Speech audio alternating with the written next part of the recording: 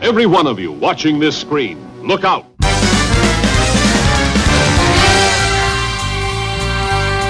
Anything can happen in the next half hour. What did I tell you about cartoons? They've got a lot of brains, and they've got a lot of chutzpah. Tell me how comic books make you feel, Dave. Surely you can't be serious. I am serious, and don't call me Shirley.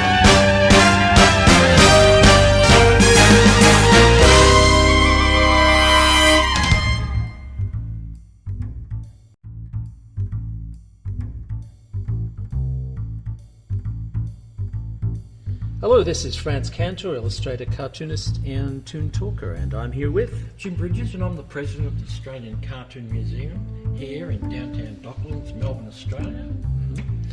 So today we're going into the past of the 70s. This is Jeffrey Jones, who became Catherine Jones. So Catherine Jones is responsible for some beautiful pieces of artwork which have been like a lot of... I'll show you my scrapbook of paperback book covers, which I used to collect exclusively only his stuff, because it was kind of like a step between Frazetta and the Brandywine School of American illustrators. Brandywine School. Do you want to actually tell the world about Well, Andrew Wyeth and, just the classical American illustrators of the turn of the last century. Yeah, he had a classical look, but he had less line. He left line out and had the blacks. Who? Yeah, well, This guy. Okay, so these are pen and brush style illustrations. So IDYL was his sort of a seminal work that I think it was reproduced from these books are reproduced from the pages of I think it was in National Lampoon, which is really unusual because National Lampoon is a humor magazine, and this is definitely not humor. This is like highbrow poetry in a way. Visual poetry. Yeah, so Jeffrey Catherine Jones's IDYL is a pregnant character. She's forever pregnant and almost naive in a world of deception and there's a lot of natural characters. We'll explore them in a sec, so I'll be able to explain them a little bit better as you in come the days upon when them. you actually read the comics. Yeah, well, I don't read comics unless the comics are visual, and then it's not necessary to do a lot of reading, because I believe that it's completely illogical to actually either you write a book or you do a comic. You shouldn't do both. All right, so this is IDYL. So we're going to this is the Dragon's Dream version of it, which is very, very beautiful. Do you want to explain who the Dragon's Dreams were? Yeah, they did a lot of art books at the time. They did The Studio, which is Jeffrey Jones and Barry Wrightson and Barry Windsor-Smith and Mike Kaluta.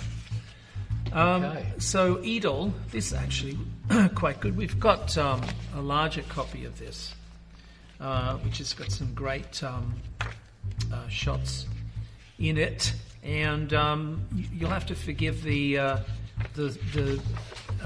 artistic nudity, I guess, from the artwork. I don't know which one would be better to focus on. Probably. I'd say this one, but yeah, you're not going to get the full panel. But it doesn't matter. Well, because you can't read it. Yeah, it's too big. Yeah. No, but I think it'd be better. You can read this one. Yeah. Okay. All right. So this is, it's a very high contrast style. There's the naivety of the face for a start. So he has this incredible, almost an impressionistic sensibility for light and shade, which is evident in his paintings. This is his iconic signature, of course, which I copied for many years. And including the dot? Yeah. Well, dots were very common in that time. It actually came from Von Bode, which was a contemporary of his and a very big influence in himself on a lot of artists, including myself, but And including still, Jeffrey Jones. Still, especially graffiti artists. Yeah, well, not so much anymore because it's a bit hard to come by. Anyway, you can see he was a really really brilliant illustrator, and very, very competent in brush and pen, and absolute perfect composition. And has this sort of lyrical style as well. So sometimes you'll see realism and then cartoon Who's sort of his intermixed. character? Who's his character? With the I've big never nose. really understood this. I think it's got something to do with. It could have something to do with Corbin. Okay, but it looks because it Vaughan was Bowdish another- too. It looks yeah. Vaughan Bowdish too, yeah. Could be, yeah. I don't know if any other than the. He looks like he was influenced by Probably. a bloke called Felician Ropes, who did very strange nudity, European illustrator. Yeah. So she doesn't. This is Edel, but she doesn't sort of make an appearance until several issues into the actual story itself. This is based on his wife.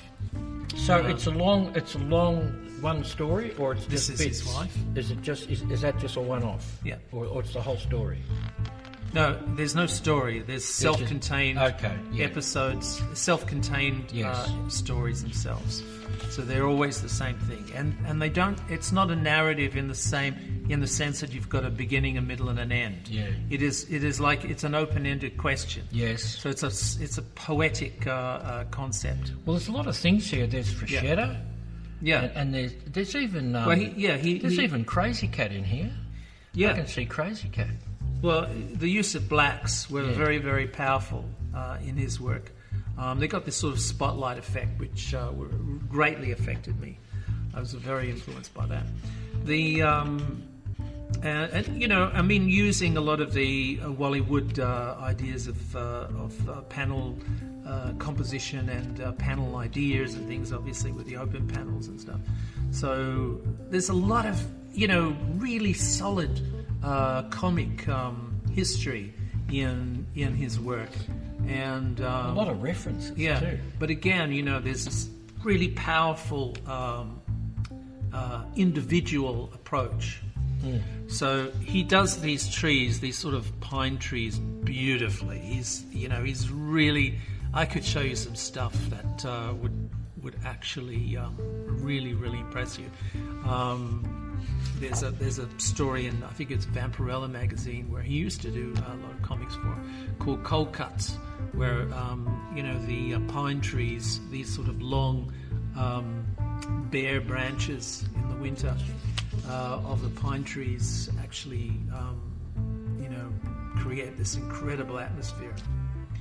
So this is Edel, and it's before she becomes pregnant. She's pregnant for most of the comic series. This is his daughter, actually. This is his wife and his daughter, and his daughter features a lot in a few comic stories. This is Edel again, based on, I'm not sure, I think this is based on a model that he had for a while. And he did these incredibly elegant portraits of people, and very influenced by Klimt and to a lesser extent, I guess, Igor Schiele. There isn't really an Art Nouveau influence in his work. As I said to you before, he's kind of, for me, I kind of see him as a link between... Yeah, the Brandywine, between Andrew Wyeth and Frazetta. I can see that too, yeah. So it's a kind of a nice, a journey to see all of this stuff. We're losing a little bit of the line work over here. I might just actually refer back to the... I'd stick with this one. Yeah. Yeah. So you can see it here. Yeah. This is a character which has appeared in several book covers, actually. It's kind of like an everyman. I first saw this character in I think it was Fantastic Science Fiction magazine. The body Used to illustrate language, for the him. body language, and the style of drawing is all classical. It's got nothing to do with the history of cartooning. You know what I mean? No, this has nothing to do with cartooning. No. This is more illustration and art focus. Yes. So these are actually sketched from models. You can see that she's pregnant here, and she's 9 months pregnant. She's not like in between, growing. No. She's like the Earth Mother. She represents the naivety of Mother Earth in a way. The naivety of Mother Earth. Yeah. So he's, without getting into the esoterics. You realise what you just said? The naivety of Mother Earth. Yeah. Well, Mother Earth. She's the mother symbol, right? Yes. See the flowers okay. in her hair? Yeah. Right. This character here, I'm not sure about that. It's sort of, see, he's got a little bit of... He's got a star on his head. C equals 2 pi r. So he's sort of like an alien. No. This is very... this is a different world he's created here. Yeah. This is a world straight out of poetry. But, and this is him. This is Jeffrey. This is, Jeffrey's bone structure. That's what he looks like. Yeah. It does, not exactly like that, but this is posed. He used himself and friends like Bernie Wrightson. He's not a bodybuilder, is he? He's not a bodybuilder. No, but he's quite lean. Yeah. And the thing about him is... He looks a bit like Gollum.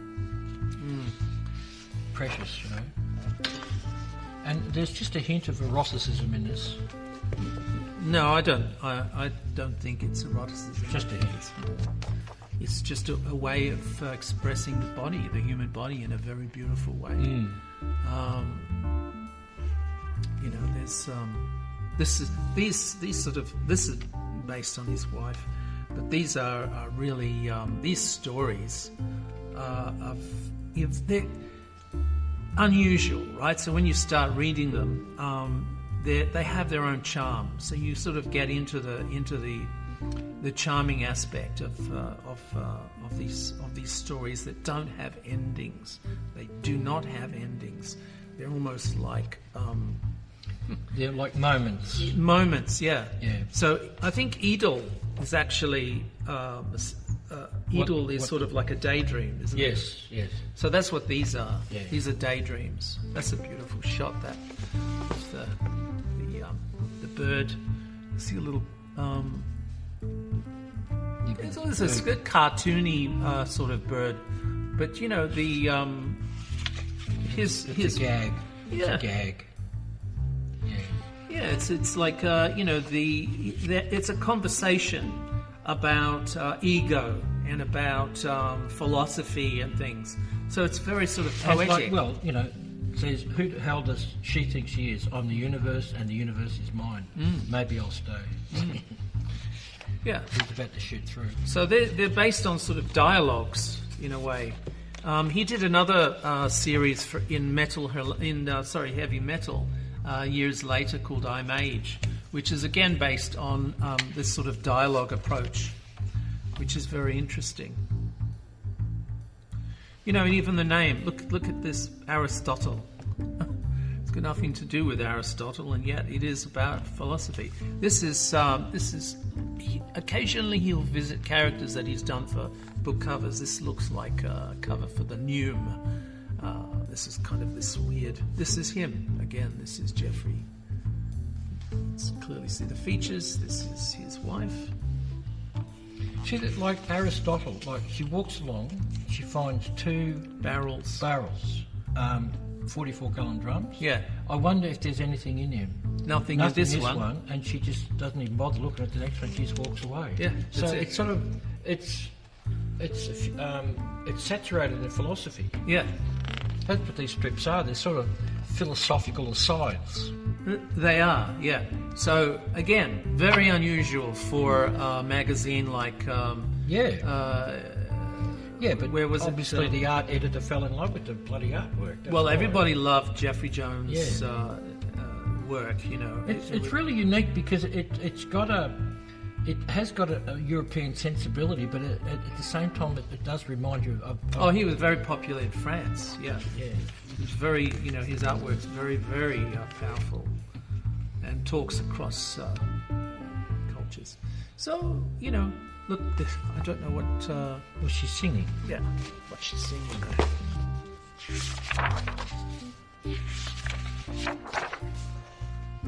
How... Honey pie, been my something rabbits. Bunny rabbits. Barney rabbits. So it's sort of, I don't know whether that's Sugar. an actual song. Sugar. So I don't know, but it's, again, there is a mixture of, it's, what do they call those things with the characters in a landscape? And it's, I think they're called idyls, idyllic. No, there's a name for it. The characters walking through a landscape, musing. So it's kind of a musing sort of Well, the momentary thoughts in a landscape that could be poetic, could be philosophical. Is that what you mean? This one always made me question, because it looks a bit stretched, but again, it's the character pondering its role in life or its role in the story, and sometimes completely different. So that this is like Diana or something, a Greek myth, looking at a pig and then realize it's a rubber pig. And then I think what that careful. Yeah, so it doesn't have. There's no ending. There's no story or a narrative like you would expect in a normal. But sense. it's got that crazy cat feel. Yes. Crazy cat, exactly. Because the crazy cat experience again had no beginning, middle, or an end. It was almost a reverie, or like a what do they call it when somebody's just talking without an end, without a rhyme or reason. So this doesn't have one either. This is like it is not it is, it is not it is, it is not it is, and it's a fight that consumes both the girls, and the end, I think she chokes her into unconsciousness, and then she wins. They're fighting over a flower. Yeah, so it's like the he loves me not type of thing. That simple construct. This is his daughter again.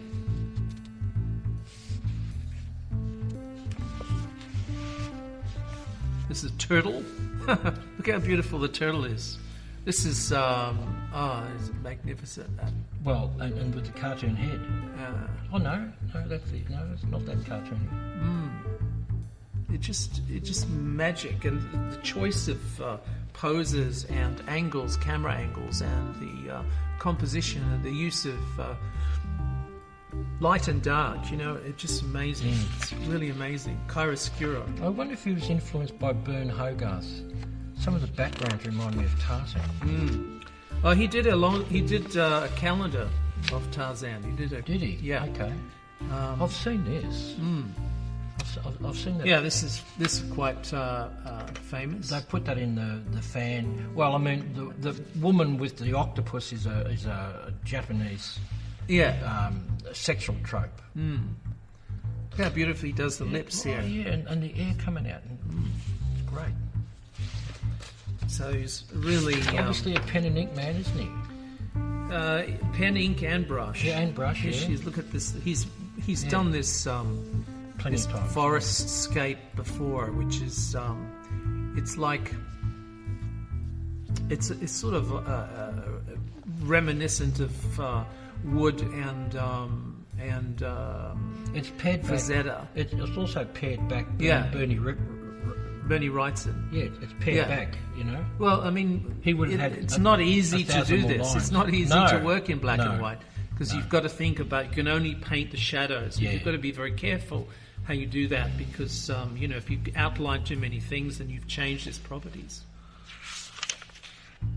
He's just a sort of lovely pre-Raphaelite lips and pre-Raphaelite faces, particularly of this model. and I've seen her in a few paperback covers as well. So she was a favourite of his. You can see this. She was also in Image as well. So Image.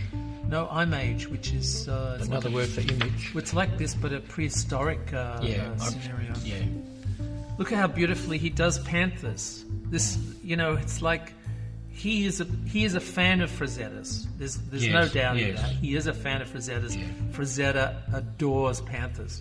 This page, when I was a kid, I blew this up and I studied it for ages, and I did a painting based on this pose of the panther. It's just magic, just the way that it's made for black and white ink. Panthers. Look how he's shown you the ears and the shape of the head. Very clever, very clever.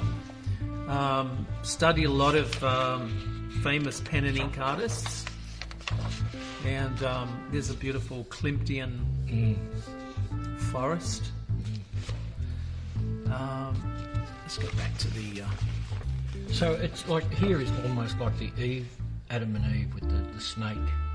But it's, with the dialogue between the snake and Eve. This other trees. Yeah, but you'll get this. Let's go back to this smaller shot actually, and get a better idea.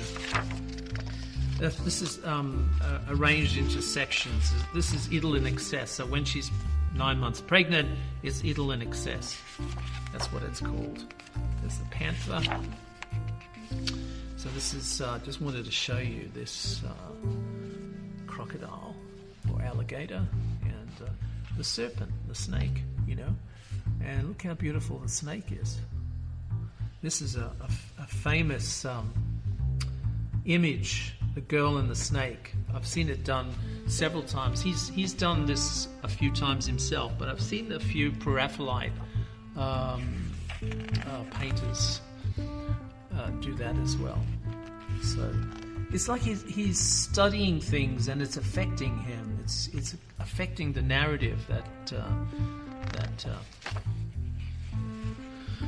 they build. Beautiful trees. And you can see this got this landscape and the figure in the landscape, but it's not overburdened with details. So whenever you see something, you can clearly see what's going on. There's the girl walking into the distance through the forest. You would never get a drawing like that in an ordinary comic. No. It wouldn't. It's just, it's... Well, this is taking the idea of the comic into another dimension. It is, yeah. Yeah.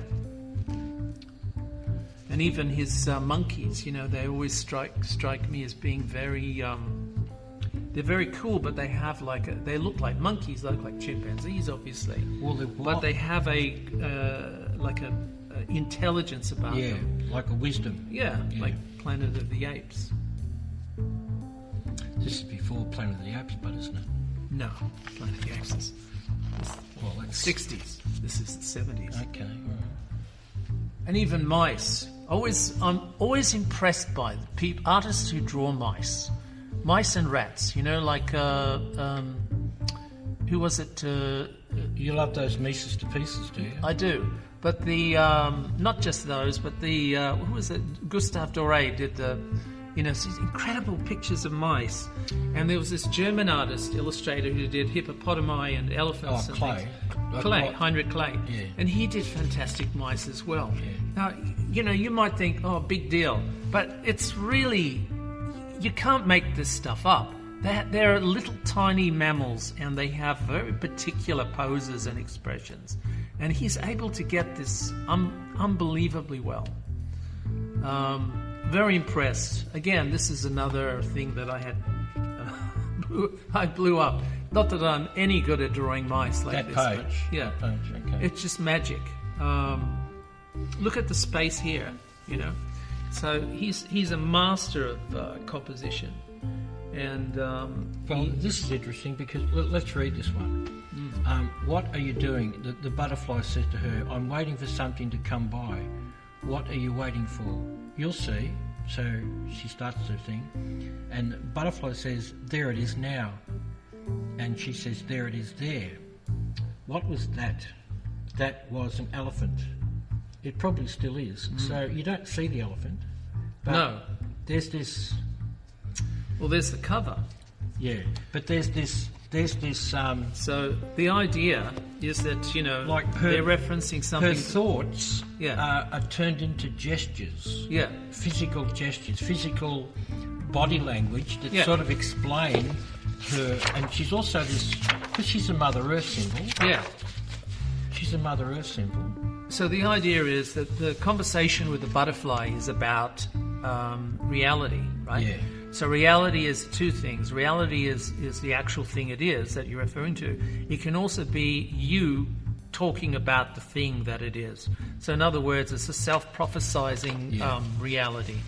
So this is what this is referring to. The idea... what you just referred to was an elephant. The idea... And it probably still is an elephant. The idea of the idea. Yeah. What's the name of the cat? Schroeder's cat, Schrödinger's cat. What's the name of the cat? There's a puzzle, right? So there's a box with a cat in it, and you don't know if the cat is alive or dead. Yeah. But the cat is both alive and dead at the same time because you haven't looked. So it's two possibilities exist in space and time. But you don't get together. To look, you don't get to see what she I sees. think it's Schrödinger's cat. You don't get to see what she sees. No, but it's referring to that level of duality and possibilities and it's two realities which exist at the same point in time.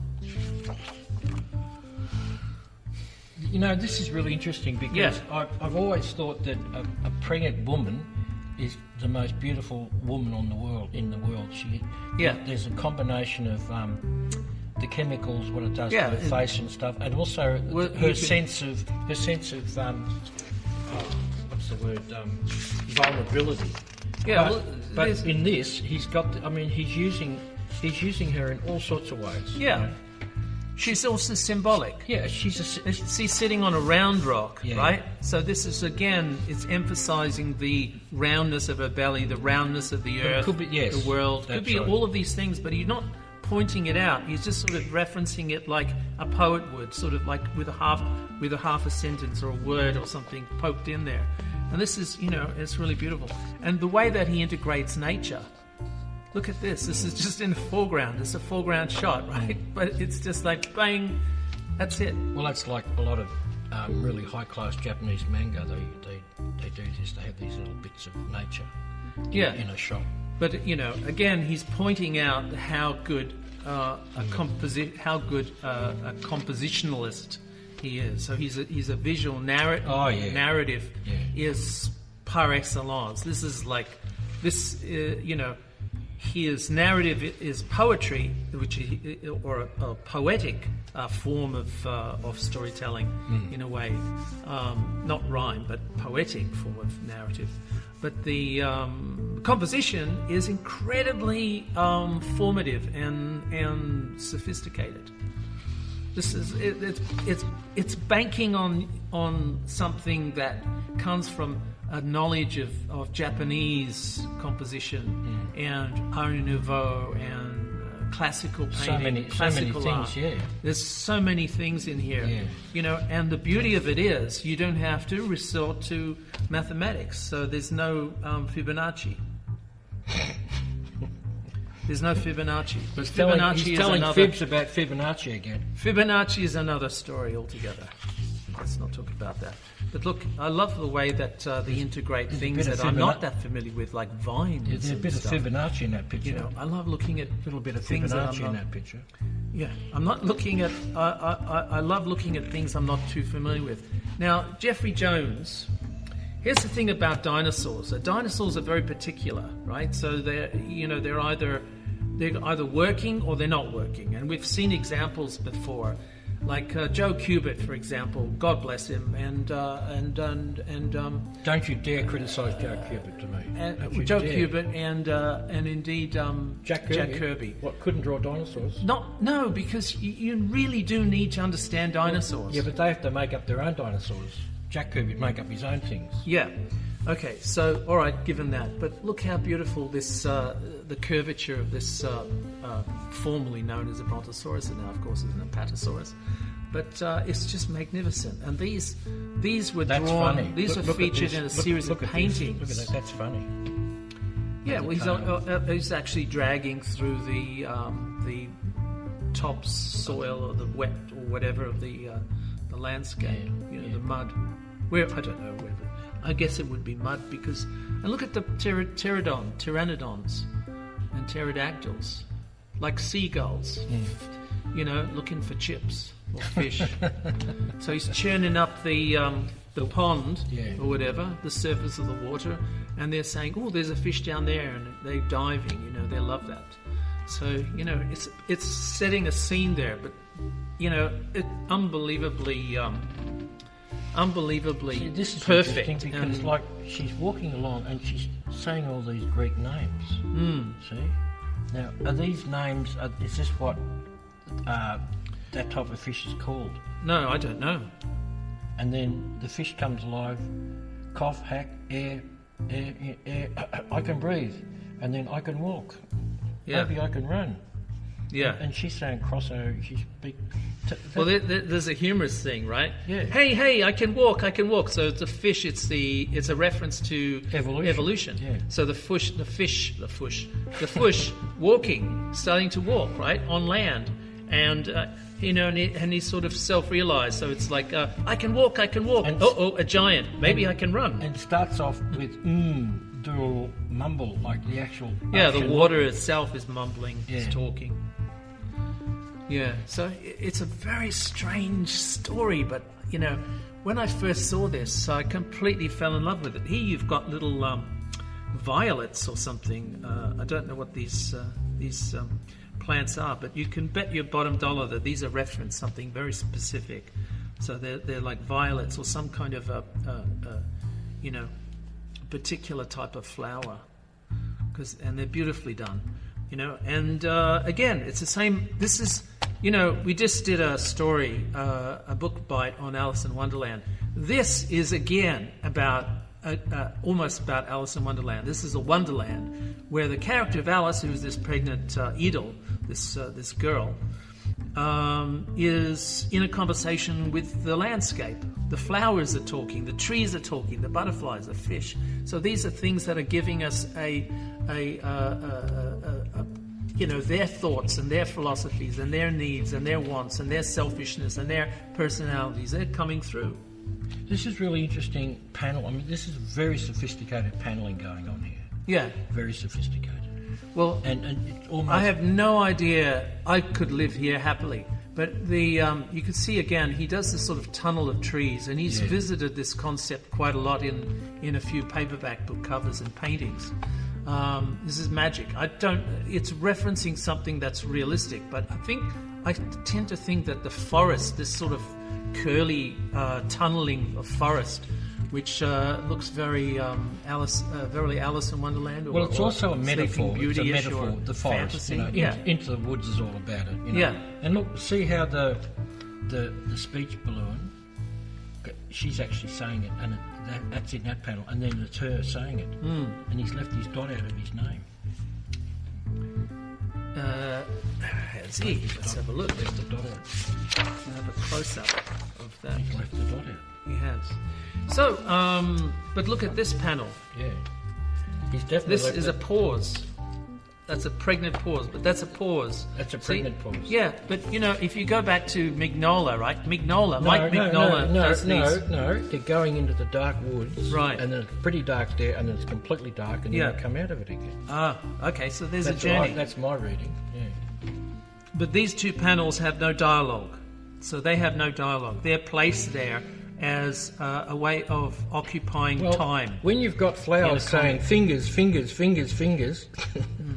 it's awful dark out there, that sets you up for getting darker and darker. Mignola would have done a larger panel, and these would have been inserts into the panel itself. But they're a way of taking your attention momentarily away from something, from the main action. A lot of film directors have done that. You know, Hitchcock did it famously in Marnie, when Marnie was being raped by her husband, by Sean Connery. The camera drifted away.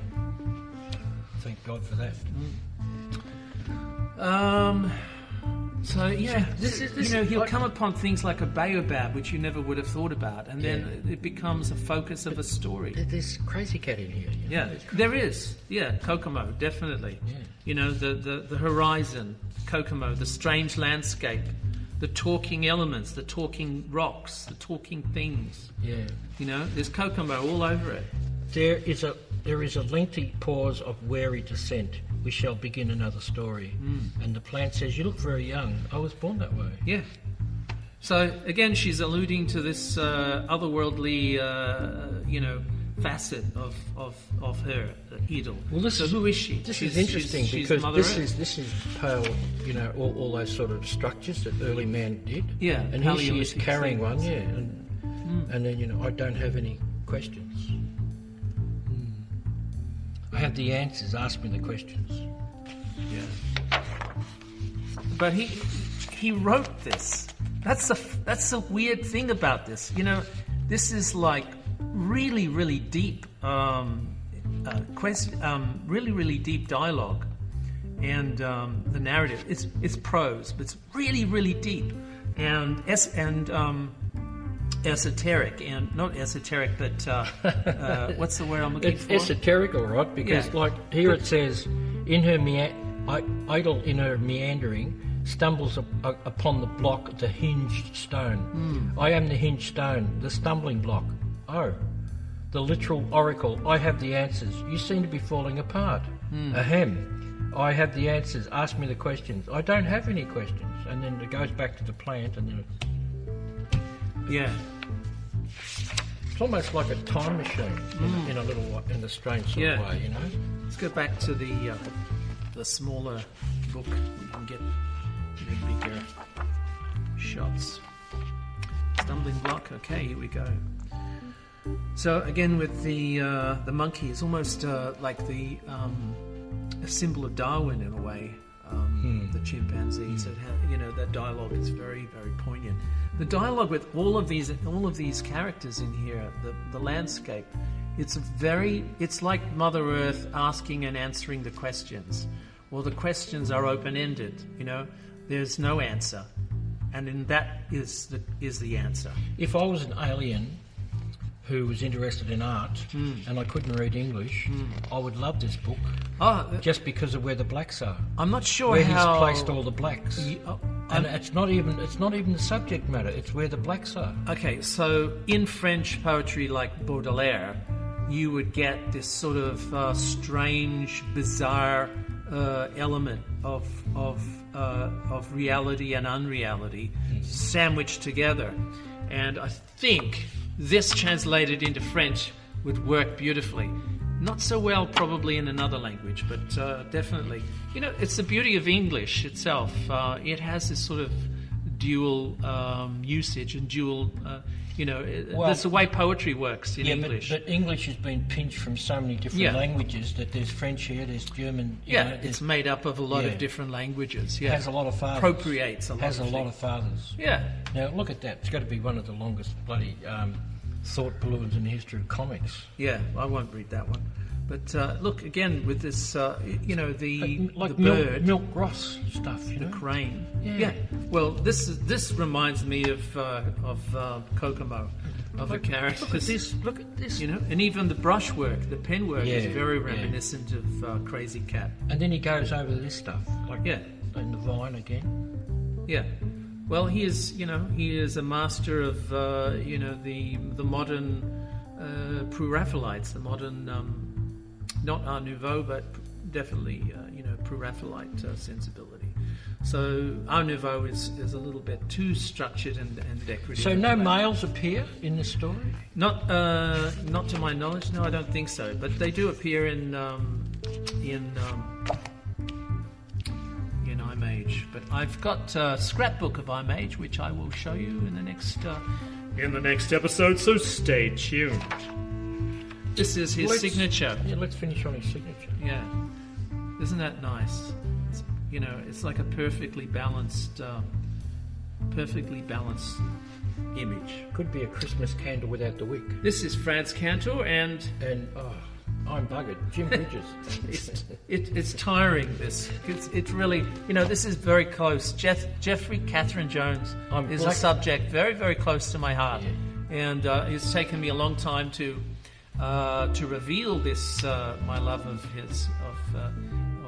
their work. And I hope you've enjoyed it. And if you want to subscribe, please subscribe. There's a button underneath this to subscribe for more videos and book bites and other wonderful things we've got. And if you feel so inclined, please support the efforts of the Australian Cartoon Museum with the Patreon page. And the link for that is underneath this video as well. Oh, I'm completely blacked out by Jeff Jones.